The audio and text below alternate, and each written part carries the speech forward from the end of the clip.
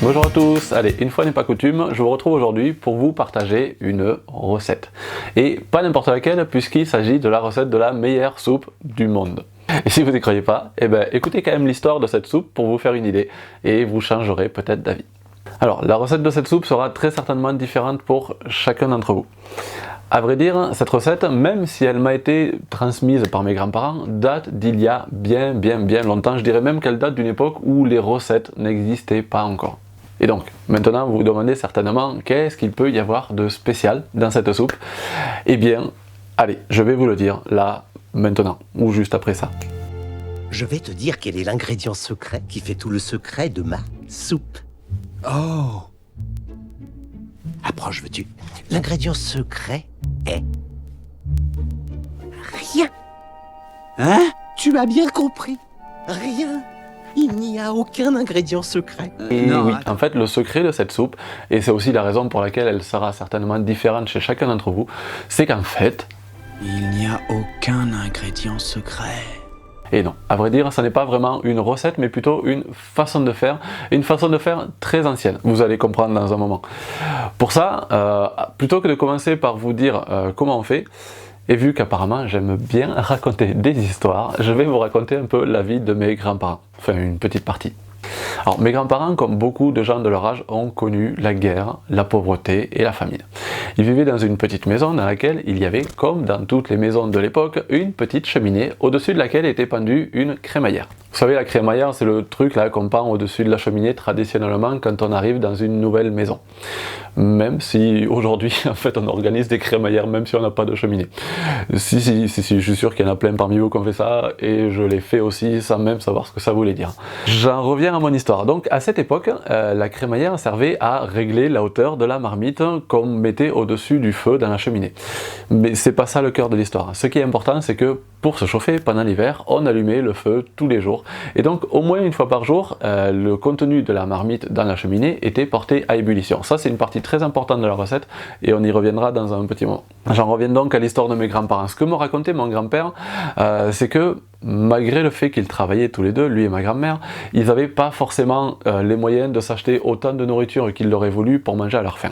Et donc, ce qu'ils faisaient, et alors ça, s'il vous plaît, ne le répétez à personne, après sa journée de travail sur le chemin du retour, ils faisaient parfois un petit détour par le jardin des personnes un peu plus aisées qui, elles, avaient la chance d'avoir un potager pour aller emprunter parfois une carotte, parfois une feuille de chou, parfois un poireau, une betterave, bref, juste un petit plus à rajouter dans la soupe ce soir-là. Alors oui, ça rappelle un peu l'histoire de la soupe aux cailloux, pour ceux qui connaissent. Et donc, tous les jours, ou presque, c'est un ingrédient de plus qui trouvait sa place dans la marmite. Alors si au début, cette soupe n'avait le goût que des quelques premiers ingrédients qu'ils y avaient mis, au bout de quelques temps, rajout après rajout, c'était un festival de saveurs qui faisait le régal de leurs papilles. Allez, voilà pour l'histoire. Maintenant, on va voir un peu plus en détail la méthode. Enfin, la méthode moderne, celle où il n'y a pas besoin d'aller chaparder des légumes dans le jardin du voisin, mais où il vous suffira, en bon permaculteur que vous êtes, d'aller les lui demander.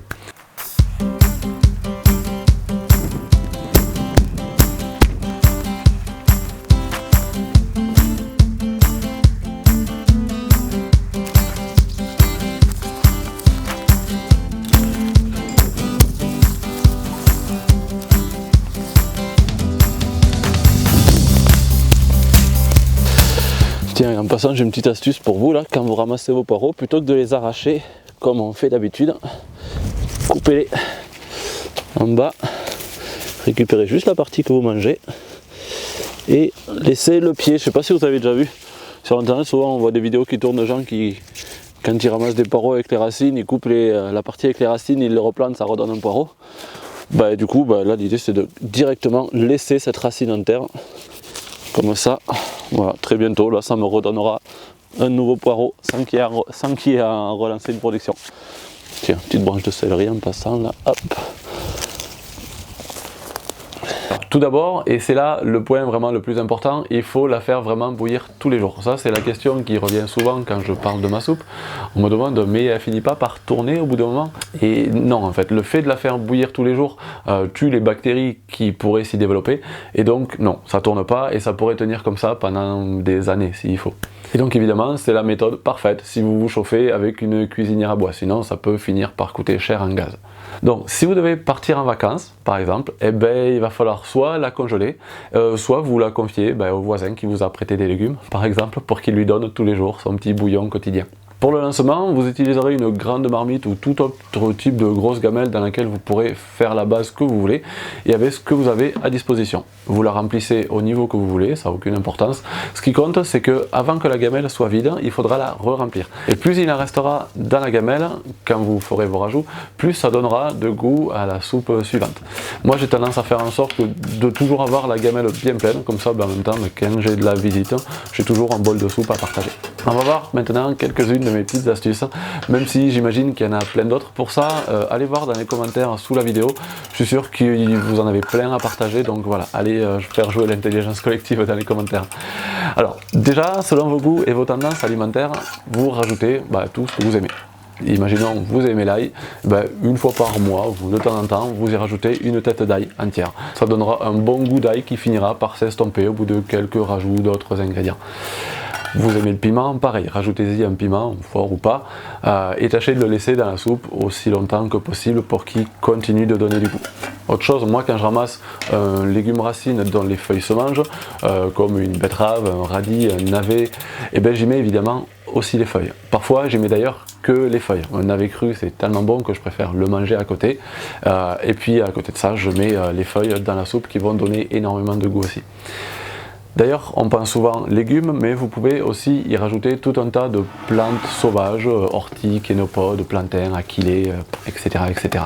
Si vous mangez de la viande, achetez chez votre boucher un morceau de viande à pot-au-feu par exemple, et laissez-le le plus longtemps possible dans la soupe. Les graisses, en fondant, vont aromatiser votre soupe pendant plusieurs semaines. Ou alors vous pouvez aller demander à ce même boucher s'il n'a pas un os ou une carcasse de volaille qui traîne parfois, et qui sera même souvent ravi de vous offrir. Autre petite façon de faire, et celle-là je l'adore, c'est de pas trop manger les légumes, mais plutôt le bouillon. Parfois, moi pendant l'hiver, je me fais des pseudo-cures ou des jeûnes, on va dire, et donc je mange que le bouillon. Non, le bouillon ça se boit, je bois le bouillon. Et quand c'est un bouillon qui contient des légumes et qui cuisent depuis plusieurs semaines, les premiers légumes ont fini par complètement fondre dans le bouillon, et alors je vous raconte pas le goût que ça finit par avoir au bout d'un moment. Donc ma soupe bout, je vais rajouter l'eau. En ce qui concerne l'eau, je voulais vous rajouter un petit truc. Pour les gens qui, comme moi, sont dans des appartements avec l'eau du réseau, cette eau-là est chlorée. Donc moi ce que je fais, j'utilise jamais directement l'eau du robinet pour mettre dans ma soupe. Je remplis des bouteilles, comme ça, que j'utilise au moins quelques heures après, au mieux à partir du lendemain. Donc là, c'est des bouteilles d'eau qui ont été remplies hier, il me semble. Donc voilà, à partir de là, il n'y a plus de chlore dedans et on peut l'utiliser tranquillement.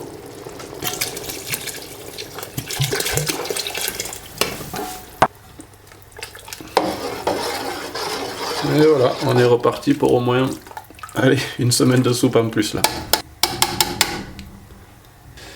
Et donc rien ne vous empêche après de temps en temps d'y rajouter un peu d'épices, pourquoi pas, quelques clous de girofle, un peu de poivre, un peu plus. Pourquoi pas de temps en temps un peu de matière grasse, un petit bout de beurre de temps en temps, une petite croûte de fromage. Bref, voilà, seule limite, c'est l'imagination. Voilà, en gros, si on devait faire la recette simplifiée, il y aurait liste des ingrédients, tout ce qui pousse, qui court, qui grouille, qui vole, qui se mange, qui convient à votre goût et au goût des personnes que vous allez nourrir, et qui n'est pas en voie de disparition. Mangez pas n'importe quoi quand même. Temps de préparation entre 1 heure et 1 an, voire plus en fait, et cuisson tous les jours. Voilà, tout simplement. Voilà, j'espère que cette recette vous aura plu. N'hésitez pas à nous raconter dans les commentaires vos façons d'adapter cette recette à vos goûts. Faites-nous des retours d'expérience. J'avoue que moi, ces derniers temps, j'en apprends énormément grâce à tous vos commentaires. Donc voilà, en passant, merci beaucoup à vous tous. Allez, si ça vous plaît, partagez cette vidéo autour de vous et abonnez-vous à la chaîne. Et si vous voulez me soutenir, vous pouvez venir sur la plateforme Tipeee. Il y a tout un tas de choses intéressantes qui s'y passent. Et merci infiniment à toute la belle communauté de tipeurs qui me soutiennent, sans qui je ne pourrais pas passer tout ce temps à vous produire des vidéos, donc vraiment merci beaucoup à vous. Bon voilà, c'était la dernière vidéo de l'année. Merci à tous de m'avoir suivi pendant cette année, c'était génial. Je vous souhaite à tous de très bonnes fêtes de fin d'année et je vous retrouve bientôt pour vous parler de botanique. J'ai hâte. Allez, salut à tous, prenez soin de vous.